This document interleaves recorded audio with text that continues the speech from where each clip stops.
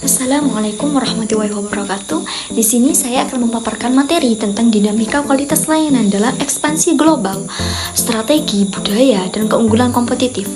Sekarang persaingan bisnis itu kan bukan cuma soal produk bagus, tapi juga soal pelayanan. Bahkan banyak perusahaan besar bisa terkenal karena pelayanannya itu bagus dan konsumennya itu merasa nyaman. Nah, kalau perusahaan mau berkembang ke luar negeri, mereka harus bisa menyesuaikan menyesuaikan pelayanan dengan negara tujuan. Karena tiap negara itu punya budaya, kebiasaan, dan cara komunikasi yang berbeda. Jadi pelayanannya dianggap baik di Indonesia itu belum tentu dianggap baik di negara lain. Makanya kualitas layanan menjadi hal penting supaya perusahaan itu bisa tetap dipercaya oleh konsumen. Nah, terus selanjutnya serve qual. Dalam kualitas layanan ada 5 dimensi penting, yaitu yang pertama tentunya ada reliability. Pelayanan harus tepat dan sesuai janji, responsiveness, cepat membantu pelanggan, assurance, membuat pelanggan merasa yakin dan aman, empati, peduli, dan memahami pelanggan, dan terakhir penampilan tempat, fasilitas, dan karyawan.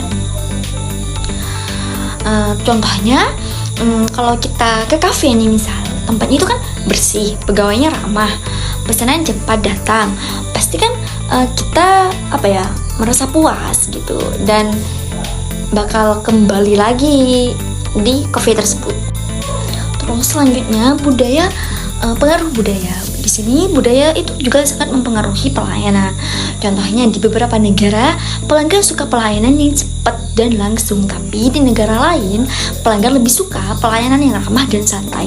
Jadi perusahaan global harus pintar menyesuaikan cara melayani konsumennya. Selanjutnya, strategi global dan lokal. Perusahaan biasanya memakai 2 strategi. Yang pertama, standarisasi global, artinya semua cabang dibuat hampir sama, contohnya logo, kualitas produk, atau sistem pelayanan. Yang kedua, itu adaptasi lokal, yaitu menyesuaikan dengan budaya negara tersebut. Jadi intinya perusahaan tuh harus bisa menyeimbangkan antara ciri khas global dan kebutuhan global. Nah, contohnya itu Starbucks dan MC Donald's. Walaupun ada di banyak negara, mereka itu kan tetap menyesuaikan menu dengan budaya setempat. Misalnya di India, MC Donald's itu tidak menjual daging sapi karena menyesuaikan budaya dan kepercayaan masyarakat di sana. Nah, ini bukti kalau memahami budaya konsumen itu penting banget. Nah, terus hambatan ekspansi global. Dalam ekspansi global juga ada tantangannya. Misalnya perbedaan bahasa, aturan tiap negara berbeda, dan cara komunikasinya yang berbeda. Kadang salah terjemah iklan saja bisa jadi masalah besar. Jadi perusahaan tuh harus benar-benar memahami negara tujuan sebelum masuk pasar internasional. Dan dimana juga sekarang banyak perusahaan memakai teknologi dan AI untuk meningkatkan pelayanan.